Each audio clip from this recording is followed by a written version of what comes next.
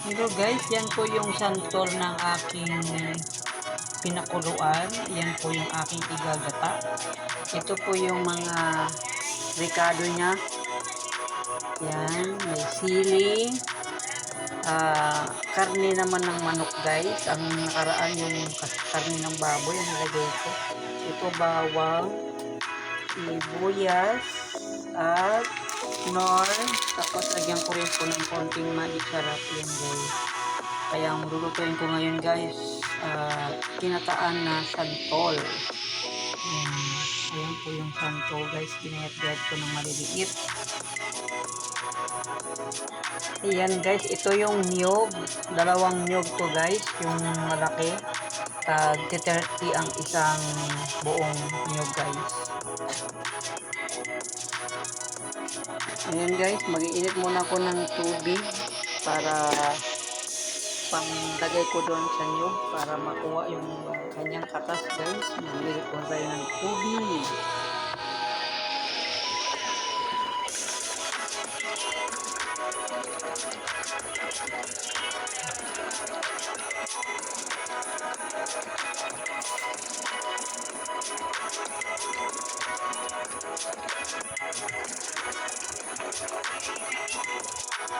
Ayan guys, yung santol ng aking lulutuin guys. Ito na rin po yung kakang gata, yung unang gata guys. Tapos ito yung pangalawang gata. Ayan. So, magluluto na si Mama Maria Vlog guys. Ayan. Ito pala yung ulo ng hipon guys. Ayan, binabad ko. Ayan po, nadikdik na pa yan. Nadikdik na po yan. Ayan. Ilagay ko rin, sayang din po yung lasa niyan.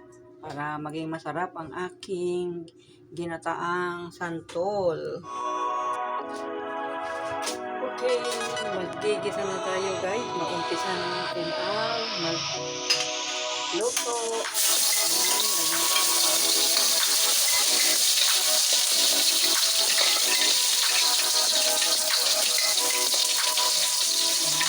Bawang.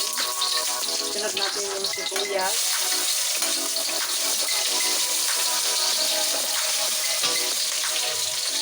Guys. Yan, mag-brown na yung bawang guys. Ito naman manok. Yan, manok naman yung nilagay ko ngayon guys. Nakaraan, baboy yung aking inilagay. Hindi ko lang naya-upload yung niluto ko na ginataang santol ng nakaraan guys. Kasi may reset yung aking cellphone. Diba, nagka-problema yung aking cellphone. Yung aking ginawang i-upload sana guys na ginataang santol. Ayun, nabura. Kaya nagluto ulit ako. Baboy yung nilagay ko yung una. Ngayon naman ay karne ng manok. Ayan. Ayan guys.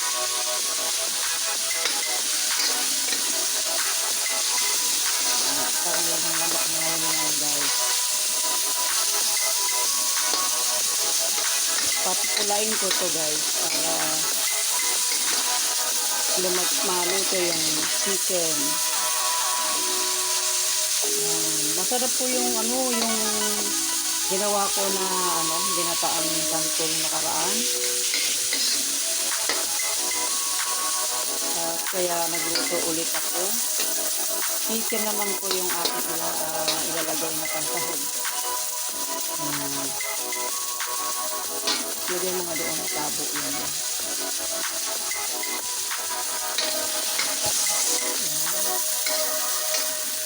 Yung nakaraan naman guys, kasing diliit ng kantor ng hiwa ko yung baboy. Ngayon naman medyo malaki.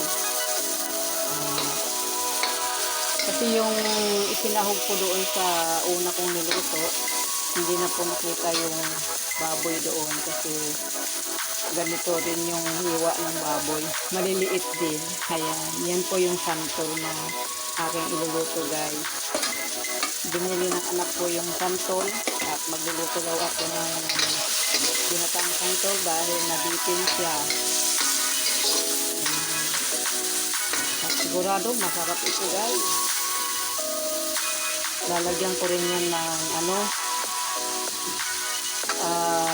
sabaw na, katas ng ulo ng hipon para maging masarap. Ayan, di ba? Para-paraan lang guys. Ang kailangan ngayon guys, mahal ng mga bilihin. Imbes na masisira yung santol, gawin na lang natin ulam. Ayan, ganyan na lang ang ating gagawin. Kaya dati nung nakaraang taon guys, maraming nagbibigay sa amin ng santol. Kaya lang, hindi ako marunong magluto ng ginataang santol. Ngayon, dahil din sa mahal bilihin, natuto din ako na magluto ng ginataang santol guys. Nagluto po ako. Anak ko, sarap na sarap ang aking mga anak.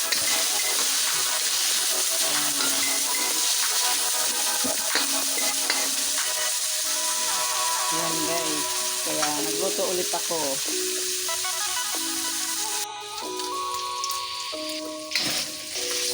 Ayan guys, pwede nang ilagay yung santol guys. Ito na po yung aking santol na ginayat. Ayan guys, o diba? Ilalagay na natin ang santol. Ayan guys. Haluin natin. Ayan, haluin natin guys.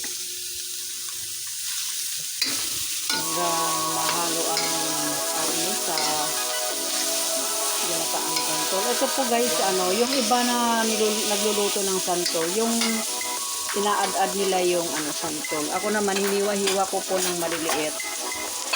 Ayan, yung santol guys, di ba, maasim.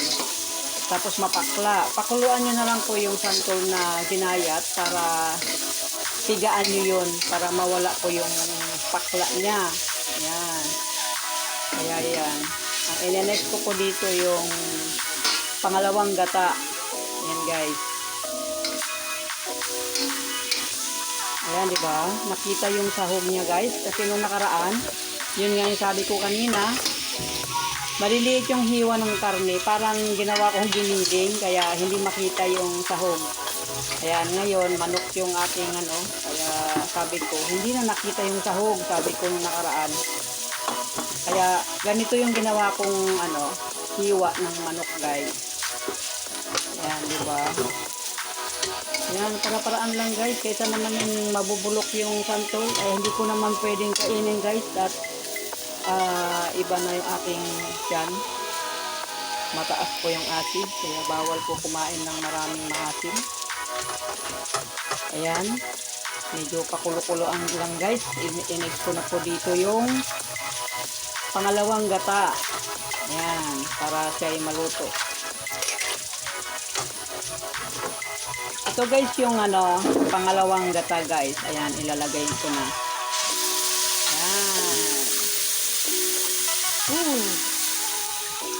Ayan. Yan po ay pakuluan natin hanggang mawala yung tubig. Ayan. O, diba? Ang ganda-ganda guys. Pagka yung wala na po itong sabaw nito, ilagay mo naman po yung yung unang gata. Ayan, ito yung unang gata niya guys. Oh.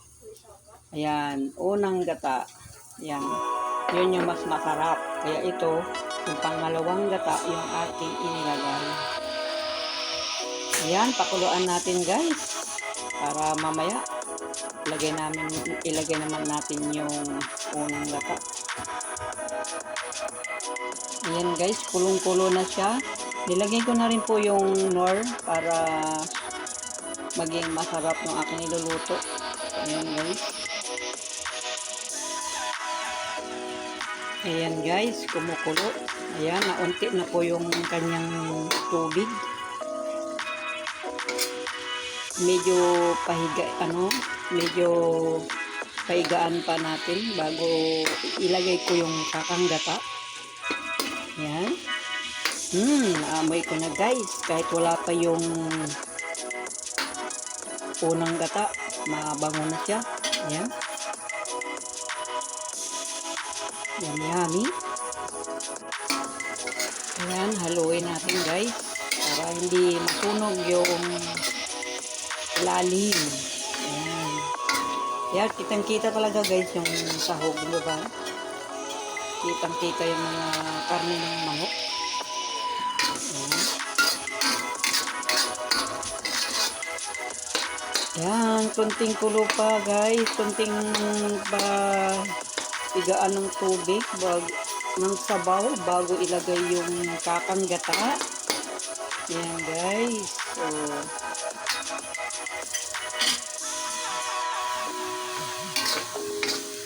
ayan.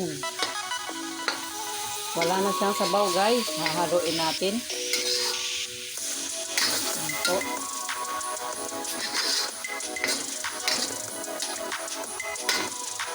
Ilagay ko na po yung unang gata ng niyog.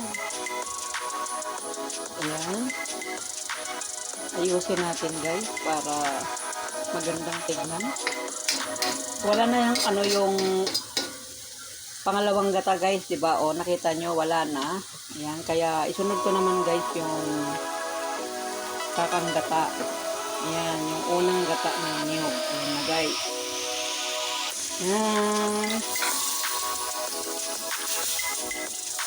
Ayan. Ayan po. Pakukulan natin. Ilagay ko na po yung sili. Ayan, ito yung sili guys. Ayan, para masarap. Ayan. Damihan natin ng sili. Ayan guys. Pakukulaan na natin guys yan. Yummy-yummy na po yung mamaya. Ayan. Ayan guys, kumukulo ng kumukulo.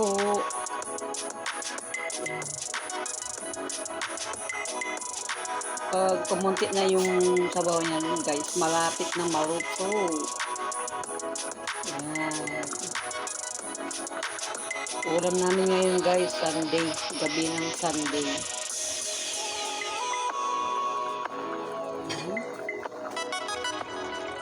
Ayan na guys. Ayan, luto na po siya, oh. Ayan. Kitang-kita po yung gata ng niyog. Ayan.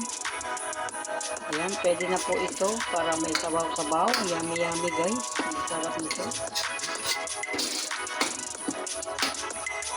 Ayan. Yummy. Kita pa rin yung kanyang sahog guys. Ayan, oh, di ba? Hindi ko siya na ginayat-gayat ng maliliit. Kitang-kita yung kanyang sahog. Ayan guys, hindi gaya ng una. Nagluto po ako ng ganito din. Baboy yung aking nilagay. Hindi makita yung sahog niya guys. Kasi ang liliit ng hiwa ko. Ayan, ito, kikita na yung sahog niya. Ayan, di ba? Yummy-yummy na guys. Pwede na pong kumain. Ayan.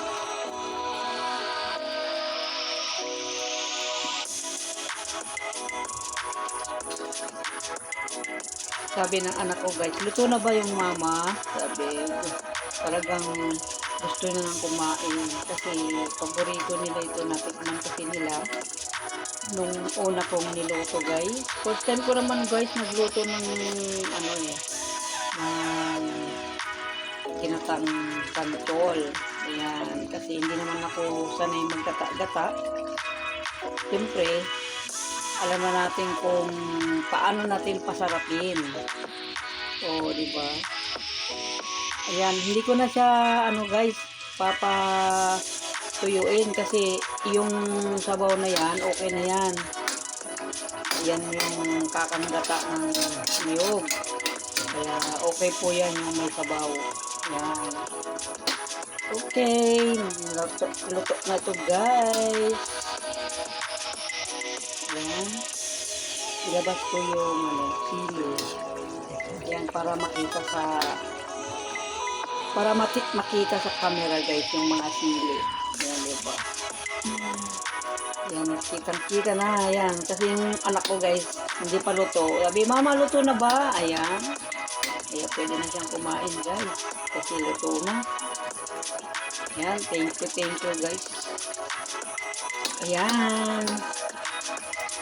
Ang bango na niyan guys, ang bango. Tikman po natin kung anong lasa.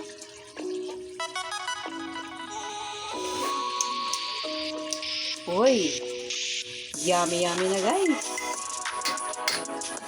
Ayan, kung hindi pa kayo naka-subscribe sa akin guys, pa-subscribe na lang din si Mama Leia Vlog para updated po kayo sa kanyang ina-upload. Ayan, may luto-luto si Mama Leia Vlog guys. Ayan, kaya pindutin nyo na yung bell button para madali kayo makapanood ang aking i-upload guys. Thank you for watching mga guys. Kain na na. Ay, masarap. Masarap daw. Guys, ito na po ang aking ulam.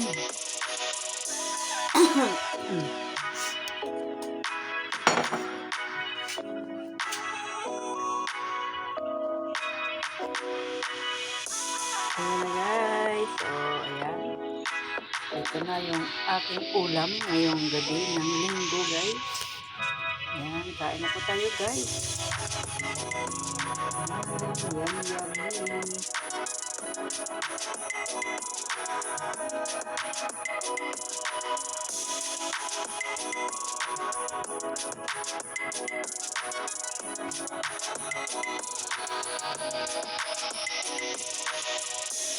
Ang kanin lang ito. Hindi na ako nagpapakita sa video.